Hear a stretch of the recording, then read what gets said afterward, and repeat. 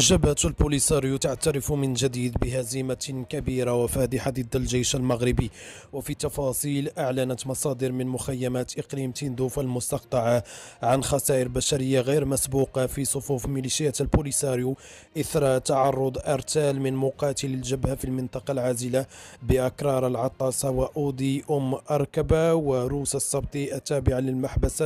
لنيران الجيش المغربي عند محاولتهم الاقتراب من الجدار الأمني ليلة العيد. وعبر عدد من ممثلي الجبهة عن مقتل أحد قادتها العسكريين الميدانيين في قصف جوي مغربي في الصحراء، لينضاف إلى عدد من القادة البارزين الذين فقدتهم البوليساريو منذ عودة المواجهات المسلحة ضد القوات المغربية في أواخر عام 2020. وذكرت مصادر إعلامية موالية للجبهة الانفصالية أن طائرات درون مغربية رصدت تحركات مشبوهة